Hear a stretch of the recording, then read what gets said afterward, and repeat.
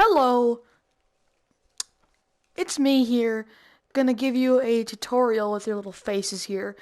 Anyways, welcome back to Laughing Losers. Yeah, I haven't said that in a long time. It's me, Sunny, here today. We are doing the tutorial on how to do pistons. The basic version, anyway. Just basically, not basic. We're going to be doing a basic learning of how to do pistons. Woo! Alright, cool. Yeah, so I'm just gonna, boop. Alright, so what you want to do is, well, let me give you a demonstration first. So, I have two buttons here. One of them is the only one hooked up, as you can see, this one. But using a toggle button, in my opinion anyway, unless you know how to get it to stop, which I'm still trying to figure out how to do with coding and jazz, which some people may be like, that's so easy, what's wrong with you?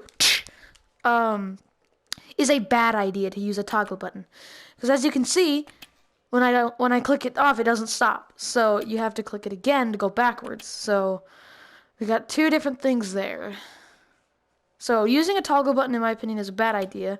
Oh yeah, I forgot to make them frozen, but who cares? You have to hit them twice fully until it's able to be used again. So like toggle it on for it to go in one direction, toggle it off, toggle it back on to go in another direction.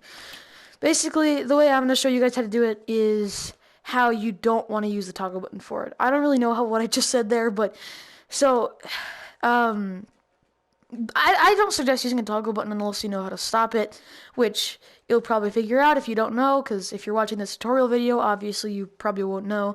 This button, like I said, I don't have it hooked up, so yeah, we're just gonna do this because I got three things here, trigger zone as well. All these things work here.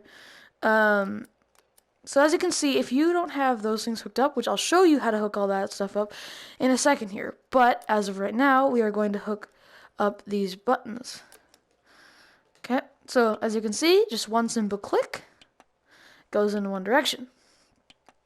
But it won't stop until it reaches its destination. And then same thing works for trigger zone, so, you know, nothing too crazy. So now I'm going to show you how to basically make it do this. So, what you want to do to get your maker pen out to do this is open your watch, go to backpack, you can favorite it to pull it off your back, or you can hit use, and it'll appear in front of you. This is what it looks like to have it appear behind your back. Easy. Like you don't even have to really try. Now, what you want to do is see this little screen here, open it up, you'll see all these different options. Hit create. Grid is what I'd suggest because it's so much easier. But if you want to put things properly on the ground, use scale, yada yada yada. Alright, so what we want to do here is just first get a button in. We don't need this until the last bit, but we're just going to get that in, so we don't have to do that later. So go to Gadgets, Gizmos, Pistons. So as you can see, piston, it has a pointing direction here. I got that wrong here. We're going to fix that. Easy. So next you want to go to Other Chips. You want to go get the state machine. Or, yeah, you're going to need the state machine here, but you need a state first. You need two of them exactly. One state machine. Then, what you want to do here is you want to hook this state machine here up to this one. Then, take this one, hook it to this. Then take this one, hook it to this. And bada bing, bada boom, there you go. Now, as you can see, they're flashing back and forth. That's good, we want that. But first, before we go further into that, we're quickly just going to draw something up here. So why don't we just make maybe a neon? No, we're going to do a wooden tube here. So why don't we do this? Just something really easy, nothing like really... like nothing super hard to do. You can really do anything you want with shapes. And what you want to do to get it hooked up is to hook the tan bit on the top with wire, which you'll find, okay, you'll find wire here. And you want to take that, hook it up to this, you know, have it attached to this, and then when you do that, you'll see a white line. You want to attach it to the tube or whatever you just made. Just like that. And then you'll see there's a red wire line going somewhere to your creation there. So now these are officially hooked up together. That's good. So what you want to do next is hit configure on your little screen. Also, to go open your palette, hit open palette. Makes sense. Anyway, hit configure, select this. You want to have value 1 on both of these state machines, or states, as 1. And then value 2 for this left one here, you're going to want to make as the very basic setting as 50. So this one will be heading, I don't know, like this way, I believe. I'm not, it's going to be going in one of the directions, but this one is going to be the positive version. Sorry. You want to do the same thing here, but instead of making it a positive 50, I want to make it a negative 50. Okay, so now you got these all hooked up. So what we're going to do from here is, see these little boxes here, these little arrows.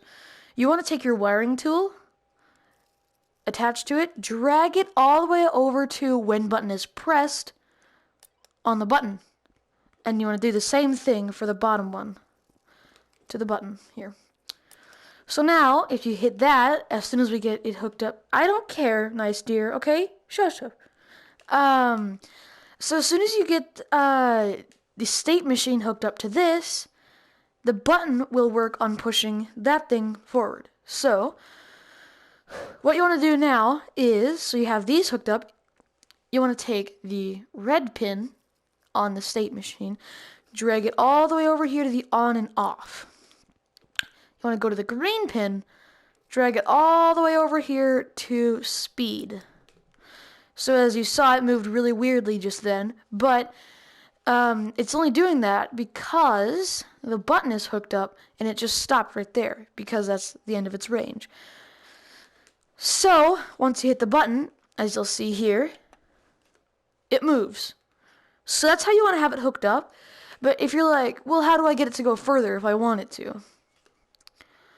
Basically, configure the range, the piston here, and then you'll see max travel distance. You want to set this to really wherever you want it to go. So if you want it to go 40, you'll see that it's going super far out like that. So why don't we watch and see as it goes further. So you can give it more speed by adding more than just 50 on one of these. Like you can give it more speed on this, yada yada yada. You should understand what I meant by that, hopefully.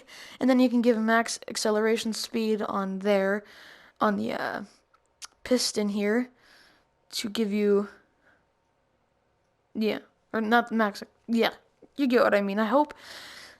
But yeah, so as it keeps moving, it'll go straight to where it's told to go to. So once it's hit that area, you know, where it's been told to go, it will stop until you hit the next button. So that can be used for many things. Doors, well, basically a lot of sliding doors, I guess, or futuristic doors. Also, it can go up and down as well. My example was just it going side to side here.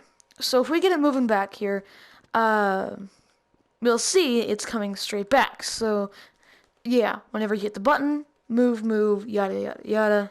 Yeah. So now the reason why you don't really want to use toggle buttons here is, like I said before, because it's really just difficult to have it move like this. Like, it just doesn't really make sense. Unless you're doing something where it'll automatically go as far as you hit this button for.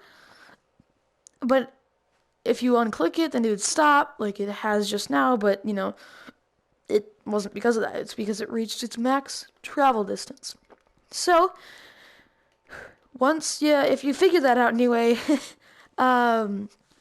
yeah, epic, I guess. That would mean you can use the toggle button decently. So, now, you can do this here to get it to go up. I mean, it's not a very conventional way of doing it for sure, but, I mean, it's possible here. As you can see, now it is going up. You could do the same thing with pointing down. I mean, it'll still go down as soon as I hit this, so yeah, but if you just point it down, then it'll go in that direction, so boom, bang, bing. Yeah, that's how you use pistons in the basic fashion anyway. And then hopefully you learn how to do this nicely, and hopefully you can learn how to stop it if you want to. This is a very basic way of doing pistons, I believe.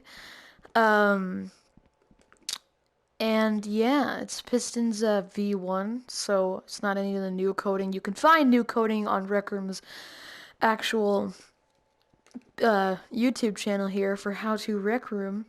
Uh, but that's V2, so it's got like more stuff to it, or I don't know. At least how I would see it, it seems more complex, but hopefully it would be easier than this. I don't really know, but yeah, hopefully you learned something from this. Hopefully it can help you in future builds, and hopefully you had fun making these. Cause yeah, thank you for watching this wacky little tutorial thing that I made.